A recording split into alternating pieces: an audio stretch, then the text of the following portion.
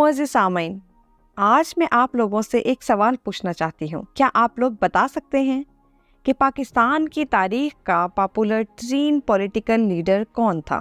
کچھ لوگ کہیں گے بھٹو صاحب تھے، کچھ لوگ کہیں گے بے نظیر، تو کچھ لوگ نواز شریف کا نام لیں گے، اور بہت سے لوگ تو یہ کہیں گے کہ عمران خان پاکستان کے پاپولر ترین پولیٹیکل لیڈرز ہیں۔ لیکن دوستو، آپ یہ بات سن کر حیران ہو جائیں گے کہ ان میں سے اتنا پاپولر کوئی بھی نہیں رہا جتنا کہ شیخ مجیب الرحمان، جو بنگلہ دیش کے فاؤنڈنگ فادر تھے۔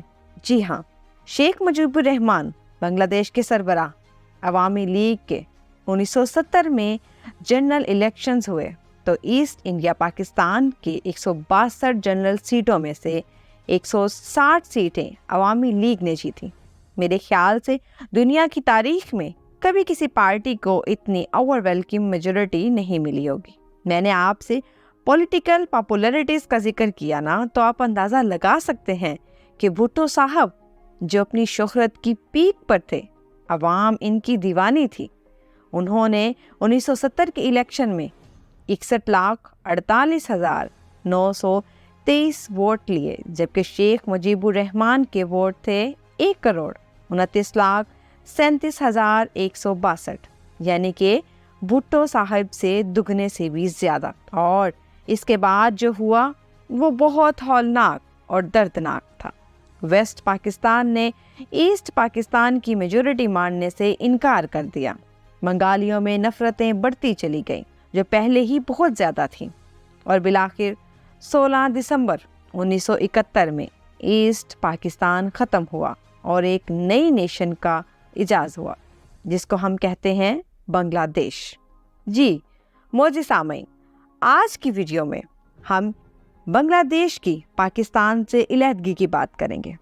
آخر ایسی کون سی وجوہات پیش آئیں جس سے بنگلہ دیش پاکستان سے علیحدہ ہو گیا، اور بھارت نے اس میں اپنا کیا کردار ادا کیا؟ چلے جاننے کے لیے چلتے ہیں آج کی ویڈیو کی طرف۔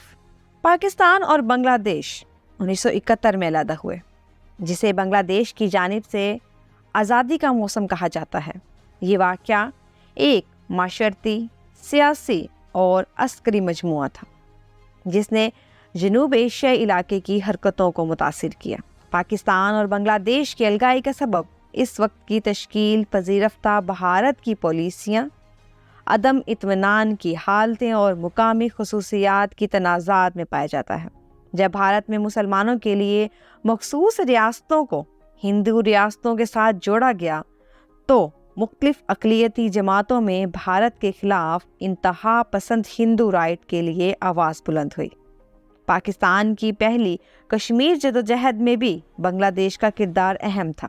بنگلہ دیش میں 1947 کے بعد مسلمانوں کی مقدار میں تضاد اور اظہار حقوق کی مختلف جماعتوں میں اہم اختلافات تھے۔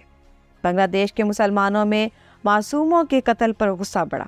اس پر مسلمانوں نے اپنے حقوق کے لیے اٹھ کھڑا ہونے کا فیصلہ کیا، اور 1971 میں شہید اقبال کی شہادت نے اس حقدار حرکت کو ایک اور دنیاوی حوالہ بنا دیا۔ 1971 میں یہ اختلافات اور تشکیل پذیرفتہ ہوئے۔ بھارت کی پالیسیوں نے بنگلہ دیش کو پاکستان سے الگ کر دیا۔ یہ جدوجہد بھارت کی مدد سے ہوئی اور بنگلہ دیش کو پاکستان سے علیحدہ کر دیا گیا۔ پاکستان کی حکومت کی غلطیوں میں شامل ترین بات یہ تھی کہ بنگلہ دیش کی معاشرتی اور سماجی خصوصیت کو نظر انداز کیا گیا، جس نے بنگلہ دیشیوں میں یہ شعور پیدا کیا کہ انہیں اپنے حقوق کے لیے آواز اٹھانی پڑی۔ بنگلہ دیش کی الگائی نے جنوبی ایشیائی علاقے میں نئی ملکیں پیدا ہونے کا راستہ دکھایا۔ مختلف ملکوں میں عدم معاونت کے لیے اہم بات یہ ثابت ہوئی کہ یہ علاقائی اور عالمی سطح پر بڑی تبدیلیوں کا باعث بنا، اور بنگلہ دیش ایک مستقل، خود مختار اور ترقی یافتہ ملک بنا۔ بھارت نے مختلف حد تک بنگلہ دیش کی حمایت کی، اور آخرکار بھارتی فوج نے مل کر بنگلہ دیش کے ساتھ جنگ لڑی، جس میں پاکستان کی فوج کو شکست کا سامنا ہوا اور ایک نیا خود مختار ملک پیدا ہوا، اور یہ واقعہ علاقائی اور عالمی تاریخ میں ایک بڑی تبدیلی کا باعث بنا۔ اور بنگلہ دیش ایک خود مختار مسلم اور ڈیموکریٹک ملک بن گیا۔ امید کرتی ہوں آج کی ویڈیو آپ کو پسند آئی ہوگی۔ اس طرح کی مزید معلوماتی ویڈیوز دیکھنے کے لیے میرے چینل کو لائک، شیئر اور سبسکرائب کرنا مت بھولیے گا۔